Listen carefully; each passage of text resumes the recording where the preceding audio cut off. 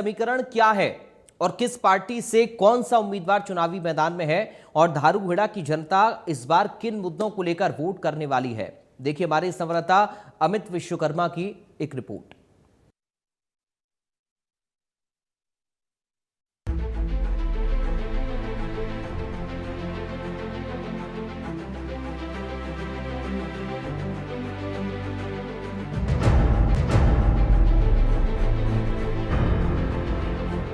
News Haryana का खास कार्यक्रम शहरी सरकार। हरियाणा के 7 नगर निकायों में चुनाव होने हैं। ऐसे में आज हम पहुंचे हैं रेवाड़ी की धारूहेड़ा नगर पालिका में। हम आज मौजूद हैं धारूहेड़ा नगर पालिका में। आप मेरे पीछे देख सकते हैं, इस धारूहेड़ा नगर पालिका हाउस के गठन को लेकर ही चुनाव किया जाना है। 10 मई को चुनाव प्रस्तावित है। ऐसे में लगातार जो चुनावी सरगर्मी है लगातार चल रही है। बता दें कि इसी धारूहेड़ा नगर पालिका में जहाँ 18 वार्ड आते हैं, वहीं बात करें तो चेयरमैन का सीधा चुनाव किया जाएगा। ऐसे में तमाम जो राजनीतिक समीकरण है वो भी बताएंगे। पहले बताते हैं आखिर क्या पूरा स्ट्रक्चर है और किस तरह से पूरी चुनावी प्रक्रिया रहने वाली है। बता दें कि जब इस बार एक वार्ड बढ़ा दिया गया है। पिछली बार की बात करें तो 17 वार्ड थे और इस बार वार्डों की संख्या बढ़ाकर 18 कर दी गई है। वहीं जो पिछली बार जो यदि चुनाव की बात करें तो निर्दलीय उम्मीदवार कंवर सिंह यादव ने चुनाव जीतकर भाजपा हो या फिर कांग्रेस, तमाम उम्मीदवारों को शिकस्त देकर पहली बार जो सीधे तौर पर जो चेयरमैन का चुनाव हुआ था उसमें जीत हासिल की थी। इस बार यदि बात करें भाजपा की ओर से अजय जांगड़ा, जो कि पिछली जो शहरी सरकार थी धारूहेड़ा की, उसमें वाइस चेयरमैन थे, उनको टिकट दी गई है भाजपा की ओर से। और सीधे तौर पर जो राव इंद्रजीत सिंह स्थानीय सांसद हैं, केंद्रीय मंत्री हैं, उनकी टिकट पर अड़े हुए थे। यहाँ पर जो भाजपा कुछ और प्रयोग करना चाहती थी, लेकिन राव इंद्रजीत सिंह अजय जांगड़ा के नाम पर अड़ गए। अंततः कहीं ना कहीं भाजपा के जो शीर्ष नेतृत्व है उसको तैयार होना पड़ा और कहीं ना कहीं राव की जो पसंद थे अजय जांगड़ा, उनको टिकट देनी पड़ी। अब वो चुनाव मैदान में लगातार अपने चुनाव प्रचार में जुट रहे। अब बात करते हैं कांग्रेस की ओर से पहली बार कहीं ना कहीं डिसिसिव एक बोल्ड निर्णय लिए गए। भाजपा से पहले ही अपने उम्मीदवारों की घोषणा कर दी गई। धारूहेड़ा में इस बार जो यहाँ पर कुमारी राज यादव, उनको अपना उम्मीदवार बनाया गया। जो ओबीसी के जिला अध्यक्ष हैं, उनके यहाँ से ज्ञानी यादव उनकी पत्नी है। ऐसे में पूरी तरह से जो कांग्रेस की ओर से टिकट दी गई, या चुनाव उम्मीदवारों की घोषणा की बात हो या फिर तमाम जो संगठन की बात हो, संगठन के लोगों को चुनाव यहाँ पर लड़वाया गया। और कहीं ना कहीं कांग्रेस और जो बीजेपी है, बेहद एक रोचक मुकाबला दोनों उम्मीदवारों के बीच देखने को मिल सकता है। 10 मई को जब चुनाव होगा, कहीं ना कहीं यहाँ पर एक पूरी तरह से कड़ा मुकाबला देखने को मिलेगा। बता दें कि जहां भाजपा की ओर से राव समर्थक को टिकट दिया गया है, वहीं जो कांग्रेस है, यहाँ पर जो पूर्व मंत्री हैं, कांग्रेस के वरिष्ठ नेता कैप्टन अजय सिंह यादव, उनकी समर्थक कुमारी राज यादव को टिकट दिया गया। ऐसे में पूरी तरह से मुकाबला केंद्रीय मंत्री राव इंद्रजीत और कैप्टन अजय सिंह यादव के बीच दिखाई देगा और दोनों की साख कहीं ना कहीं दांव पर लगी हुई दिखाई देगी। क्योंकि यदि जो भी उम्मीदवार जीतेगा, कहीं ना कहीं उसका कद उनकी पार्टी के अंदर भी बढ़ेगा। उम्मीदवार हारेगा, कहीं ना कहीं पार्टी में उसकी साख भी कहीं ना कहीं बट्टा लगती हुई दिखाई देगी। क्योंकि जिस तरह से पूरी तरह से जो कांग्रेस हो या भाजपा शीर्ष नेतृत्व की ओर से उन जो यहाँ के स्थानीय जो बड़े नेता थे, उनके नामों को तरजीह दी गई। ऐसे में उनको जिताने का जिम्मा भी पूरी तरह से इन्हीं नेताओं पर रहने वाला है। लेकिन पूरा पेच जब फंस जाता है, यहाँ पर कहीं ना कहीं जो दोनों ही पार्टी हैं, उनके जो बागी नेता हैं, उनका खेल बिगाड़ सकते हैं। जो कि निवर्तमान चेयरमैन थे जो धारूहेड़ा नगर पालिका के कंवर सिंह यादव, यूं तो इंडिपेंडेंट जीत कर आए थे, लेकिन वो बाद में कहीं ना कहीं भाजपा के साथ जाकर मिल गए थे और भाजपा की टिकट ही लगातार मांग रहे थे। राव इंद्रजीत की कोटे से टिकट मांग रहे थे, लेकिन उनको टिकट नहीं मिली और एक बार फिर से उन्होंने चुनावी ताल ठोक दिया। चुनाव मैदान में एक बार फिर से है। लो प्रोफाइल के कंवर सिंह को माना जाता है, लेकिन जिस तरह से बीते चुनाव की बात करें तो तमाम बड़े बड़े धुरंधर चुनाव मैदान में थे, लेकिन जिस तरह से स्टडी और स्लो जो उनका चुनाव प्रोसेस था, कहीं ना कहीं उन्होंने जीत हासिल की और जीत कर सबको चौंकाते हुए दिखाई दिए थे। ऐसे में कहीं ना कहीं कंवर सिंह यादव भाजपा कैंडिडेट का यहाँ पर खेल बिगाड़ सकते हैं और कहीं ना कहीं भाजपा की जीत पर यह बड़ा एक कहीं ना कहीं एक चैलेंज है। क्योंकि तमाम मान मनोबल भी लगातार पार्टी की ओर से की गई, लेकिन कंवर सिंह यादव बैकफुट पर नहीं गए और इसी का परिणाम है कि इसका खामियाजा भाजपा को भुगतना पड़ सकता है। अब बात कर लेते हैं कांग्रेस के सामने भी इसी तरह के पूरी तरह से समीकरण बने हुए हैं। कहीं ना कहीं उनको भी जो भीतर घात है उसका सामना करना पड़ सकता है, क्योंकि राम निवास है, वो भी चुनाव लड़ रहे हैं, प्रजापत समाज से आते हैं और अच्छी खासी पकड़ रखते हैं। ऐसे में एक बड़ा वोट बैंक जो कांग्रेस का हुआ करता था वो उनके साथ शिफ्ट हो सकता है। ऐसे में तमाम ऐसे कुल यदि प्रत्याशियों की बात करें चेयरमैन पद के लिए, करीब 12 प्रत्याशी चुनाव मैदान में, दिनेश राव की बात करें, तमाम वो लोग चुनाव मैदान में जो कि कहीं ना कहीं अपना एक वोट बैंक रखते हैं। ऐसे में भाजपा और जो कांग्रेस है वो पूरी तरह से जीत के प्रति आश्वस्त नहीं हो सकते। मुकाबला ट्रायंगल नहीं, बहु कोणीय हो सकता है। ऐसे में लॉटरी किसकी लगेगी ये तो 10 मई को चुनाव के बाद, जब 13 मई को मतदान होगा तब खुलासा होगा। लेकिन धारूहेड़ा का चुनावी रण पूरी तरह से रोचक बना हुआ है और कहीं ना कहीं जिस तरह से भीषण गर्मी पड़ रही है, सियासी पारा भी लगातार बढ़ता हुआ दिखाई दे रहा है। क्योंकि जिस तरह से अब चुनाव प्रचार, क्योंकि जो 28 अप्रैल है उसमें नॉमिनेशन को वापस लिया जा सकता है, उसके बाद उनको चुनाव चिन्ह अलॉट कर दिए जाएंगे। ऐसे में भाजपा हो या फिर कांग्रेस, तमाम शीर्ष नेता जो उनके बीजेपी के आला अधिकारी है, राव इंद्रजीत सिंह हो, मुख्यमंत्री नायब सैनी हो, प्रदेश अध्यक्ष मोहन बड़ोली हो, क्योंकि खेल मंत्री गौरव गौतम हो, या जो धारूहेड़ा का जो प्रभारी बनाया गया है खाद्य आपूर्ति मंत्री राजेश डागर, वो यहाँ पर चुनाव प्रचार करते हुए दिखाई देंगे। इसी तरह से कांग्रेस के लिए कैप्टन अजय सिंह यादव हो या फिर कुलदीप वत्स हो, भूपेंद्र सिंह हुड्डा हो, तमाम वो, या फिर जो कांग्रेस के प्रदेश अध्यक्ष है राव नरेंद्र सिंह, तमाम नेता यहाँ पर चुनाव प्रचार करते हुए दिखाई देंगे। और जो अगले 10 दिन है पूरी तरह से जो धारूहेड़ा का माहौल होगा वो पूरी तरह चुनावी दिखाई देगा। क्योंकि जिस तरह से भीषण गर्मी है, सुबह 6 बजे ही जो तमाम प्रत्याशी चुनाव प्रचार में जुट जाते हैं और फिर शाम को 10 से 11 बजे तक ये चुनाव प्रचार कहीं ना कहीं चलता हुआ दिखाई देता है। ऐसे में और धारूहेड़ा का एक बेहद भौगोलिक महत्व, धारूहेड़ा एक औद्योगिक नगरी है, राष्ट्रीय राजमार्ग संख्या 48 दिल्ली जयपुर हाईवे पर मौजूद है। वहीं जो गुड़गांव पास में कुछ ही दूरी पर यहाँ से राजस्थान का भिवाड़ी है जो कि एक बड़ा औद्योगिक क्षेत्र है। ऐसे में धारूहेड़ा एक बड़ा औद्योगिक क्षेत्र है, जो भौगोलिक दृष्टि से भी इसका बेहद महत्वपूर्ण स्थान है। लेकिन सबसे बड़ा सवाल है कि जो भौगोलिक स्थिति बेहतर होते हुए भी जिस तरह से यहाँ पर औद्योगिक नगरी जैसे हम बता रहे हैं, लेकिन उस तरह का विकास नहीं हो पाया। आप जिस तरह से भी गेट पर एंट्री करेंगे पूरी तरह से आपको बदहाली दिखाई देगी। वहीं सबसे बड़ी समस्या हमारे कुछ ही दूरी पर यहाँ पर भिवाड़ी मौजूद है। जो भिवाड़ी की तरफ से गंदा पानी आता है वो धारूहेड़ा के सेक्टर 4 सेक्टर 6 में हमेशा हर साल इस पर विवाद रहता है। तमाम राष्ट्रीय स्तर पर तक बैठक हो चुकी, लेकिन आज तक कोई समाधान नहीं हो पाया। ऐसे में गंदे पानी की समस्या जो कि राजस्थान के भिवाड़ी से धारूहेड़ा में आता है, एक बड़ा चुनावी मुद्दा धारूहेड़ा शहरी सरकार में कहीं ना कहीं जो विपक्ष हो उसको कहीं ना कहीं सरकार को घेरने का काम करेगा। इसके अलावा यदि सफाई व्यवस्था की बात कर ले, तमाम बात होती है सफाई व्यवस्था को लेकर, लेकिन सफाई व्यवस्था भी इतनी माकूल नहीं है जितने कि तमाम दावे किए गए। यदि बेहतर होती तो शायद सूरत बदल सकती थी। बजट की बात करें तो बजट काफी संख्यक, क्योंकि जैसा हमने बताया औद्योगिक क्षेत्र होने के बावजूद कहीं ना कहीं उस तरह के हालात नहीं दिखाई देते। पानी का मुद्दा दूसरा बड़ा मसला है, जो कि दिल्ली जयपुर हाईवे यहाँ से निकलता है, जैसे ही बारिश होती है बारिश का तमाम पानी दिल्ली जयपुर हाईवे पर भर जाता है और तमाम जो एंट्री पॉइंट है धारूहेड़ा के वहां पर जल भराव की स्थिति दिखाई देती है। उसके चलते हर साल कहीं ना कहीं तमाम राष्ट्रीय स्तर पर मसले उठते हैं, लेकिन उनका समाधान होता हुआ दिखाई नहीं देता। ऐसे में जो धारूहेड़ा शहरी सरकार का चुनाव है पूरी तरह से गंदे पानी को लेकर होगा, क्योंकि यहाँ से जो गंदे पानी की एक सबसे बड़ी समस्या, यूं कहे तो राष्ट्रव्यापी समस्या है, उसके चलते तमाम लोगों को परेशानियों को झेलना पड़ता है धारूहेड़ा में न आ सके। ऐसे में ये एक बड़ा मसला है, यदि इसका समाधान कैसे होगा ये एक बड़ा एक चुनावी मुद्दा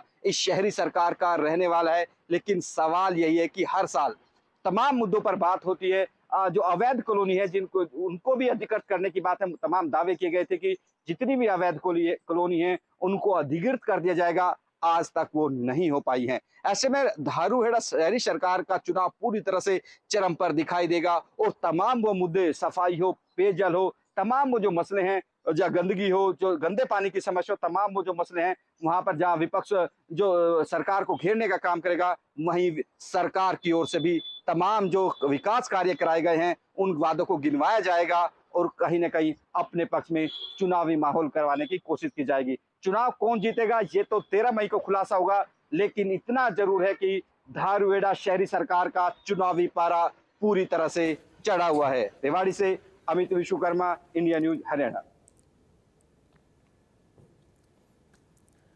उधर धारूहेड़ा में शहरी सरकार के चुनाव से पहले सबसे बड़ा मुद्दा बना हुआ है गंदा पानी और बढ़ता पॉल्यूशन। राजस्थान से आने वाले गंदे पानी की समस्या का अब तक कोई स्थायी समाधान नहीं हो पाया है, जिससे शहरवासी परेशान हैं। लोगों का आरोप है कि बार बार शिकायतों के बावजूद प्रशासन ने ठोस कदम नहीं उठाया। 18 वार्ड वाले इस नगर में 10 मई को मतदान होना है, जहां चेयरमैन पद के लिए 12 प्रत्याशी मैदान में हैं। करीब 26,000 मतदाता इस बार साफ सफाई और बुनियादी सुविधाओं के मुद्दे पर अपनी नई शहरी सरकार चुनेंगे। हमारे संवाददाता अमित विश्वकर्मा ने स्थानीय मुद्दों को लेकर लोगों से बातचीत की है, सुनिए आप।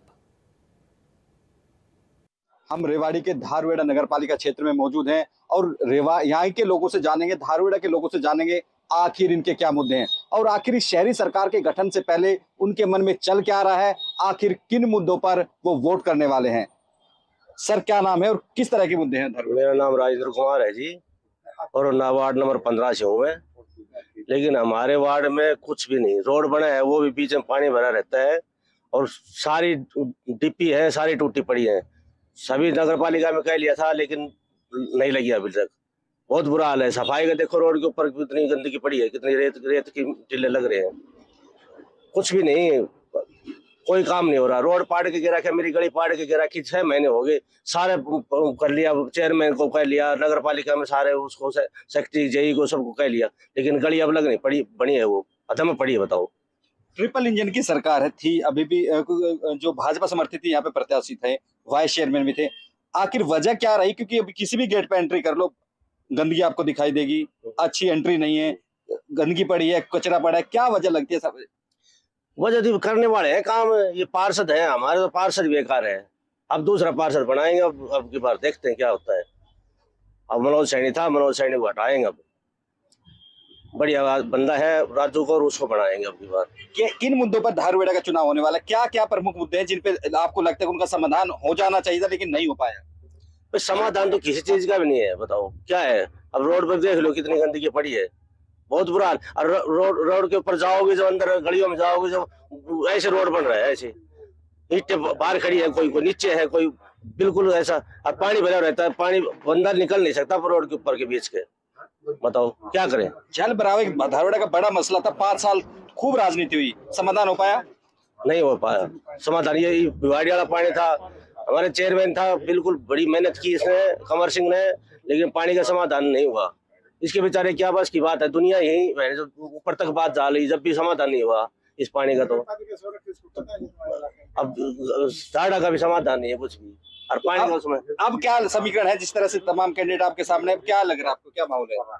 तो देखते हैं कैंडिडेट अब नए बनेंगे तो क्या होता है, क्या नहीं होगा, वो कैसे कराएंगे काम, भाई यही है।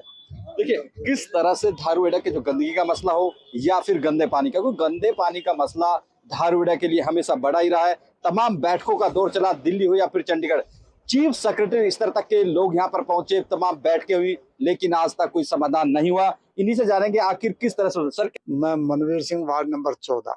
क्या मुद्दे हैं धारूहेड़ा के, आपके वार्ड के, और क्या है? साहब मेरे वार्ड की कंडीशन तो ये है, जो सफाई कर्मचारी है ना, वो पार्षद कहता है तो ही जाता है, और नहीं तो जो रास्ते बने हैं इन पे जो बनाते वक्त एक्स्ट्रा या वो मटेरियल जो होता है वो 6-6 महीने नहीं उठा है।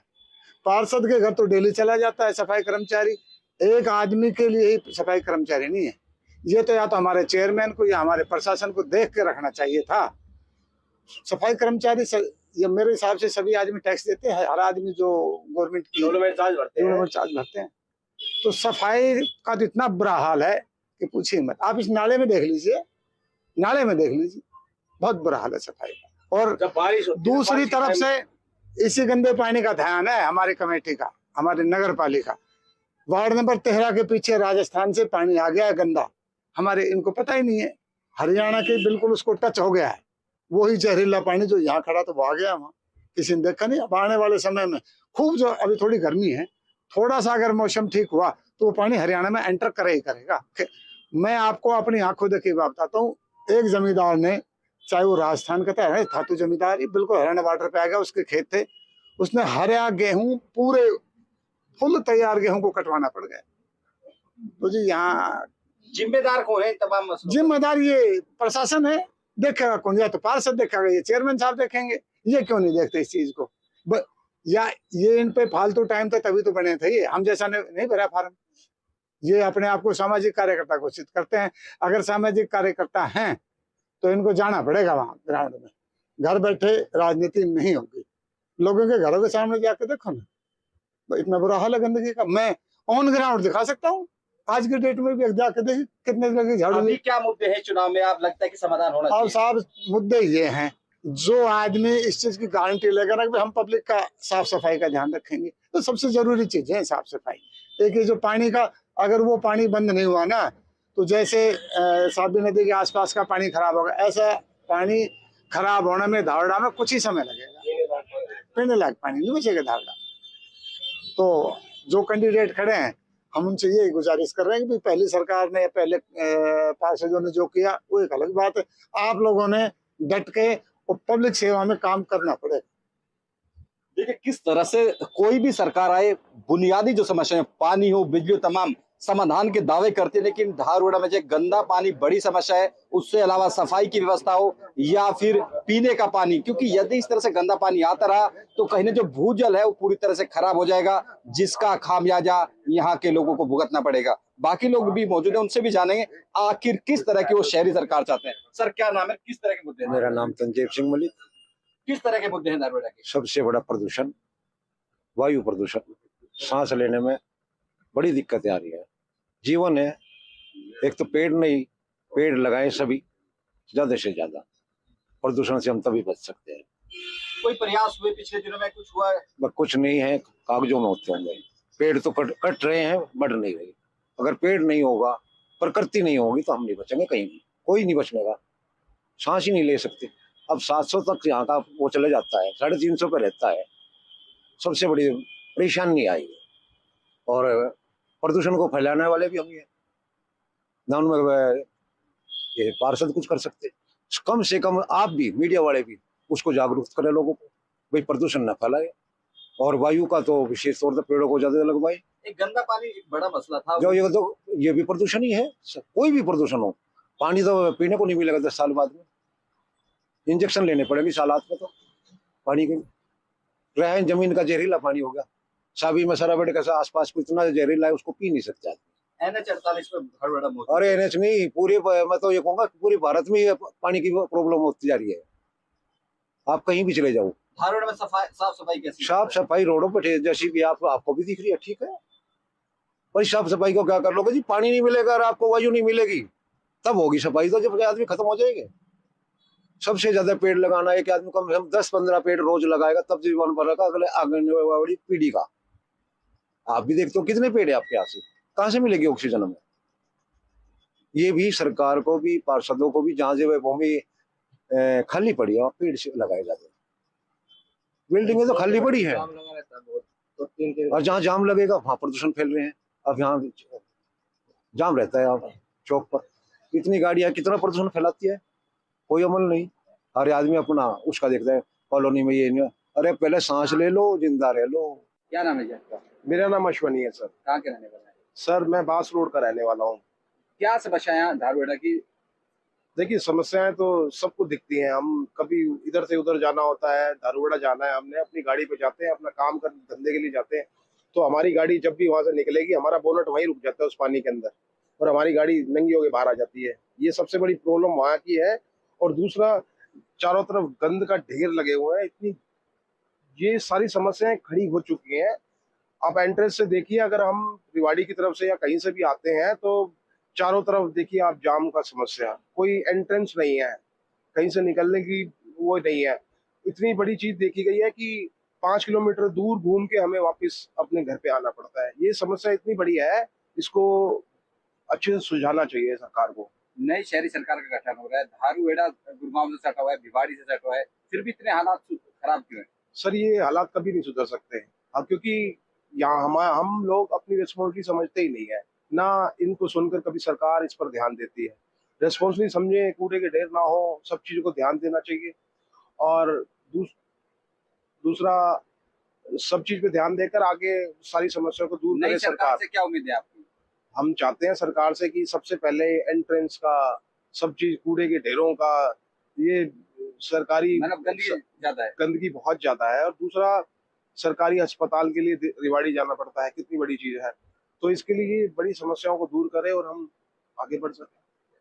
बुनियादी समस्याएं हो सकती, लेकिन जो जागरूक नागरिक है उनका कहना है कि यदि बेहतर, क्योंकि वायु प्रदूषण एक सबसे बड़ी समस्या है, और जिस तरह से गंदा पानी आता है, तमाम तरह का प्रदूषण होता है। धारूहेड़ा में जाम बड़ी समस्या है, गंदा पानी बड़ी समस्या है, लेकिन तमाम दावों के बावजूद कोई समाधान होता हुआ दिखाई नहीं देता। ऐसे में जरूरी है जब भी हम शहरी सरकार के लिए वोट करें, इन तमाम मसलों को अपने जहन में रखें, ताकि एक बेहतर सरकार का गठन हो सके, और जो तमाम जो जरूरतें हैं, वो प्रदूषण हो, स्वास्थ्य हो, शिक्षा हो, चिकित्सा हो, ऐसे मसलों का समाधान करा सके। रेवाड़ी के धारूहेड़ा से अमित विश्वकर्मा।